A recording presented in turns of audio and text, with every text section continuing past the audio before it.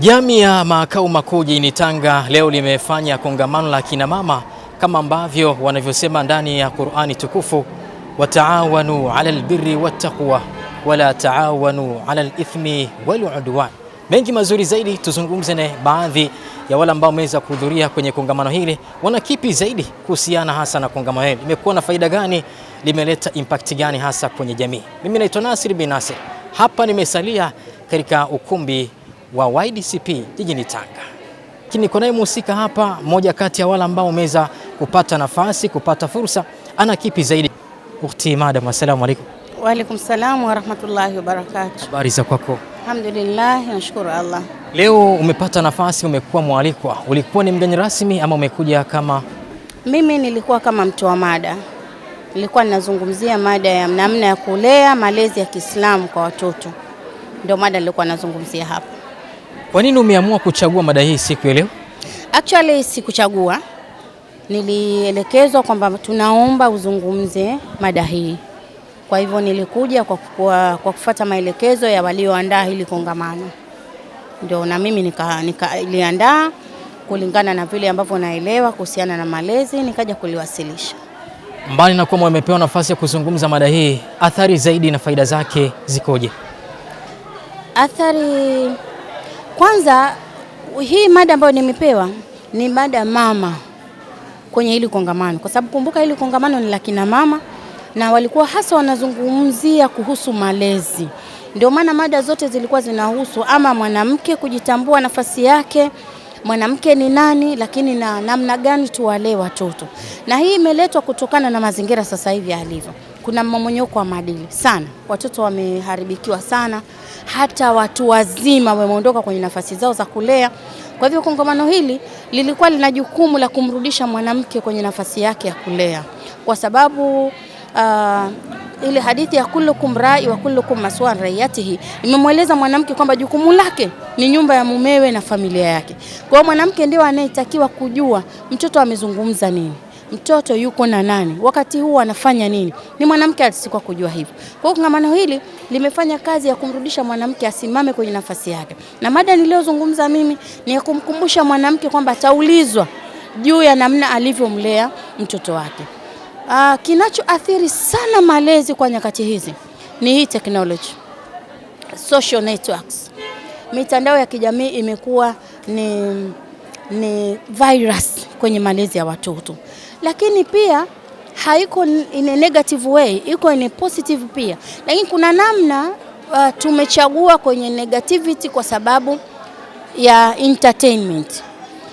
Ndio maana watoto sasa hivi kujiweka tupu ni sawa, kuzungumza lugha chafu ni sawa, kumtukana mtu dhahiri kwenye mtandao kwake ni sawa. Hata mtu adiriki kumtukana kiongozi wa nchi, amepata huo uhuru wapi? Lakini tumekumbushana hapa, lazima mwanamke ajue yule ambaye ametukanwa pale sio tu ni kiongozi, ni mama. Mtu anawezaje kunyanyua kinywa akamtukana mama? Ukifikiria kwamba mimi binti yangu akisimama kunitukana, nitajisikiaje? Uruhusu vipi mtoto mwingine anyanyuke amtukane mama wa watu wengine? Na yule mama ana binti zake. Wewe ukikaa nafasi yake utaelewa yule mama alikuwa anapitia kitu gani. Lakini kama tutawarudisha watoto kwenye mstari, tukasimamia malezi yao, haya hayatotokea. Hii nchi itakuwa salama. Hii nchi itakuwa na amani. Alafu tutafikia mahali tutakutana na Mwenyezi Mungu tukiwa salama. Unless otherwise tujiandae kukabiliana na moto wa Mwenyezi Mungu. Kwa kumaliza, wako baadhi ya kina baba hawapendi kuwapa nafasi wa kina mama kuhudhuria pengine katika majlis kama hizi. Una kipi zaidi cha kuweza ku? Okay. Si walaumu kwa sababu nao pia wanalinda kwa kuona huenda wanakwenda kuharibikiwa. Lakini mimi nawashauri, angalia anakokwenda, fuatilia anakwenda wapi, anakwenda kufanya nini. Kuna mahali anakuja kupata faida. Leo kina mama kama wametega masikio, nina imani wamepona. Kuna watu wamepona. Na akipona mama, imepona jamii. Si ndio Al-ummu madrasa. Mama akinyoka, imenyooka dunia. Mama akikengeuka, imekengeuka dunia. Kwa hiyo kila baba ajue, akitoka mke wake anarudi akiwa mpya na anaenda kutengeneza jamii. Yako mengi zaidi, lakini mpaka hapo niseme asante kwa kuweza kuzungumza na madam kwa kila ambacho siku ya leo ameweza kungamua, na Mwenyezi Mungu ambariki kwa kile ambacho anazidi kukitoa kwa maana ya jamii. Naomba nizungumze kidogo kuhusu ugumba. Kulingana na muda, naona nitazungumza kidogo, kama kuna maswali ndio nitajibu maswali kuhusu ugumba. Infertility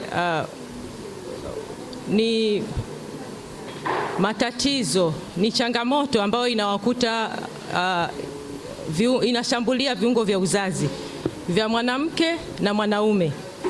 Kwa hiyo tunavyosema infertility kwa Kiswahili wanasema ugumba, hii changamoto inawaathiri wote, wanawake na wanaume. Ni wakati gani basi tunasema kwamba hawa wana infertility au ni wagumba? Tunawadhania kwanza baada ya mwaka mmoja wanandoa. Vijana wetu wakishaoa, wakikaa mwaka mmoja ndani ya ndoa, mimba haijapatikana, ndio tunawadhania kwamba wana hiyo changamoto. Na tukishawadhania tunatakiwa tuwashauri waende kwa ajili ya uchunguzi. Ni baada ya mwaka mmoja. Kama hawajamaliza mwaka mmoja ndani ya ndoa, tuwaache. Sawa.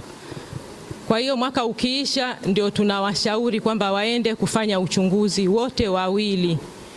Changamoto hii iko sawa kwa sawa. 40% sababu za infertility ni mwanamke. 40% nyingine ni mwanaume ndio anasababisha. 10% wanashare. Kidogo ana mwanamume na nyingine ana mwanamke, na 10% nyingine tunasema ni unexplained. Yaani hii ni baada ya kufanya uchunguzi wa kina kwa wote wawili, tukagundua hawana shida yoyote, lakini tu mimba haipatikani. Hii tunasema unexplained. Hii ni 10% iliyobaki.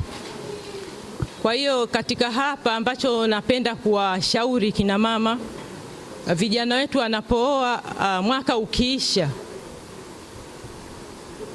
mimba haijapatikana, tuwashauri wote wawili waje kwa ajili ya uchunguzi. Mara nyingi katika jamii yetu tumezoea mwanamke ndio anatangulia sana hospitali. Mwanamke anakuja anafanywa vipimo vingi, lakini wanaume huwa hawaji hospitali. Kwa hiyo ni washauri pia kwamba katika changamoto kama hii inatakiwa wote wawili, kama tulivyosema, 10% ni sawa kwa sawa. Yawezekana mwanaume ndio ana hiyo changamoto na si mwanamke. Kwa hiyo tuwashauri wote wawili vijana wetu, mwaka ukishaisha waje kwa ajili ya uchunguzi. له معقبات من بين يديه ومن خلفه يحفظونه من أمر الله وإنا له لحافظون وإنه لذو حظ عظيم وإن له عندنا لزلفى وحسن مآب.